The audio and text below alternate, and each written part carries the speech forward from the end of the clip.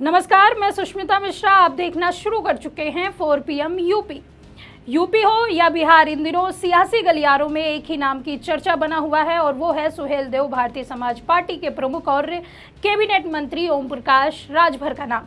जी हाँ, सही सुना आपने। ओपी राजभर एक ऐसे नेता बन गए हैं जो एनडीए में होते हुए भी एनडीए नेताओं से अपमानित हो रहे हैं। कभी एवीपी के छात्र उनका घर घेर रहे हैं तो कभी भाजपा के नेता उन्हें हल्का आदमी बता रहे हैं। आलम यह हो गया है कि वो बगावती दांव आजमाने लगे हैं। दरअसल प्रदेश में चल रहे एवीपी के छात्रों के हंगामे और बिहार में चल रहे वोट चोरी के मुद्दे के बीच राजभर ने बड़ा ऐलान कर दिया और ये ऐलान ऐसे समय में किया जब सियासी गलियारों में उनके खिलाफ काफ़ी हलचल मची हुई है। दरअसल ओम प्रकाश राजभर ने घोषणा की थी कि उनकी पार्टी का बड़ा अधिवेशन 12 सितंबर को पटना में होगा। इस अधिवेशन में पार्टी अपनी ताकत और संगठन दोनों को दिखाने का काम करेगी। ऐसे में ये भी कयास लगाए जा रहे हैं कि इस अधिवेशन के जरिए राजभर ने सिर्फ शक्ति प्रदर्शन नहीं करेंगे बल्कि यूपी में एनडीए नेताओं और एवीपी के छात्रों द्वारा किए गए अपमान का बदला भी लेंगे। वहीं सियासी जानकार राजभर के इस कदम को बगावत से भी जोड़कर देख रहे हैं। खैर, बता दें कि इन दिनों बिहार विधानसभा चुनाव को मद्देनजर रखते हुए सभी दल एक्टिव मोड में नजर आ रहे हैं। इंडिया गठबंधन के नेताओं ने अभी हाल ही में वोट चोरी के खिलाफ वोटर अधिकार यात्रा निकाली, जो कि एक कामयाब यात्रा साबित हुई बिहार में। वहीं दूसरी तरफ अब बिहार में भाजपा के नेता गाली कांड को लेकर बवाल मचा रहे हैं। इसी बीच राजभर की बिहार एंट्री से बवाल मच गया। वहीं इसको लेकर ओम प्रकाश राजभर ने बताया कि उन्होंने बिहार में चुनाव के मद्देनजर भारतीय जनता पार्टी के शीर्ष नेताओं से बैठक की है। बैठक में सुभाषपा ने बिहार में 29 सीटों की सूची बीजेपी के नेताओं को सौंप दी है। उन्होंने कहा है कि चुनाव नजदीक आते ही दोनों पार्टियां मिलकर सीट शेयरिंग पर अंतिम फैसला लेंगी। 12 सितंबर के अधिवेशन को लेकर राजभर ने कहा कि यह सिर्फ एक आयोजन नहीं बल्कि पार्टी के संगठन की ताकत दिखाने का अवसर है। इसमें कार्यकर्ताओं की भागीदारी के साथ साथ पार्टी के कार्यक्रम और रणनीति को भी सामने रखा जाएगा। उन्होंने यह भी संकेत दिया कि चुनावी तैयारी पूरी तरह से जोर शोर से चल रही है। उन्होंने कहा कि जनता को भी इसका फायदा मिलेगा और बिहार में विकास और सशक्त नेतृत्व दोनों सुनिश्चित होंगे। इससे पहले ओम प्रकाश राजभर कह चुके हैं कि सुभाषपा लगभग 40-42 सीटों पर चुनाव लड़ेगी, लेकिन अब उन्होंने साफ किया है कि दोनों पार्टियों के बीच चर्चा के बाद 29 सीटों की लिस्ट सौंपी जाएगी। उनका कहना है कि यह तय है कि सुभाषपा और बीजेपी मिलकर चुनाव लड़ेंगे। एक तरफ जहां बिहार में राजभर ताल ठोकने की बात कर रहे हैं तो दूसरी तरफ सूबे की सियासत में राजभर की जमकर किरकिरी हो रही है। दरअसल लखनऊ में छात्र संगठन अखिल भारतीय विद्यार्थी परिषद से जुड़े छात्रों ने यूपी के कैबिनेट मंत्री ओम प्रकाश राजभर के आवास के बाहर जोरदार प्रदर्शन किया। छात्रों ने उनके आवास के बाहर जमकर नारेबाजी की और देर रात तक उनका पुतला भी फूंका। छात्रों का आरोप है कि ओम प्रकाश राजभर एवीपी पर हुए लाठीचार्ज का समर्थन कर रहे हैं। मुख्य रूप से छात्रों ने कहा कि ओम प्रकाश राजभर ने उनके संगठन के छात्रों को गुंडा कहा। इस पूरी घटना की बात की जाए तो घटना देर रात हुई जब छात्रों ने नारेबाजी करते हुए ओम प्रकाश राजभर का आवास घेर लिया। इसके बाद उन्होंने मंत्री का पुतला भी फूंका। मौके पर जब पुलिस पहुंची तो छात्रों से उनकी धक्का मुक्की भी होने लगी, लेकिन कई छात्र बेकाबू होकर आवास की बाउंड्री फांदने की कोशिश करने लगे। इतना ही नहीं, छात्रों ने मंत्री के आवास के अंदर ईंट पत्थर और जूते चप्पल फेंके। छात्रों ने मंत्री आवास के बाहर लगे ओम प्रकाश राजभर के नाम की नेम प्लेट तक नोच डाली। पुलिस को इन छात्रों को काबू करने में काफी मशक्कत करनी पड़ी। इस पर एवीपी का आरोप है कि मंत्री राजभर ने उनके संगठन के खिलाफ अभद्र टिप्पणी की।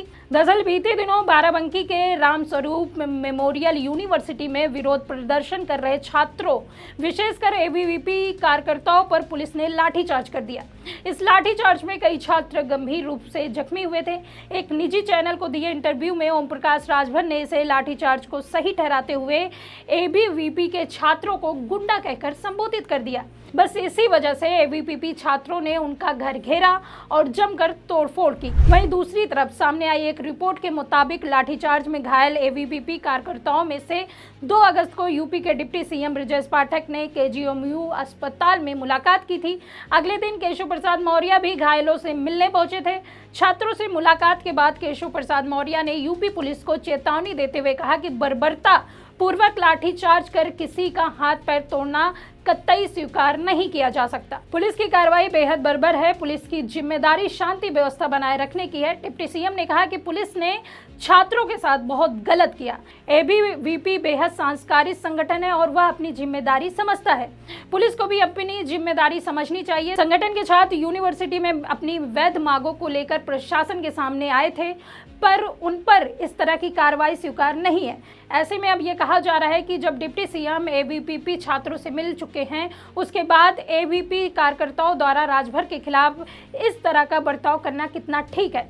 अब अंदाजा ये लगाया जा रहा है कि कहीं ये सब भाजपा की मिलीजुली रणनीति तो नहीं, जिस वजह से नाराज होकर राजभर ने बिहार में शक्ति प्रदर्शन का ऐलान किया, क्योंकि वो जानते हैं कि बिहार चुनाव और यूपी का मजा भाजपा को बिहार में चखाया जा सकता है।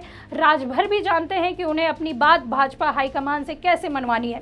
खैर, सुभाषपा मुखिया ओम प्रकाश राजभर ने दावा किया है कि सुभाषपा बिहार की 156 सीटों पर जनसंपर्क और संगठन के जरिए अभियान चला रही है, जबकि 29 विधानसभा सीटों पर पार्टी ने जमीनी स्तर पर पूरी तैयारी कर ली है।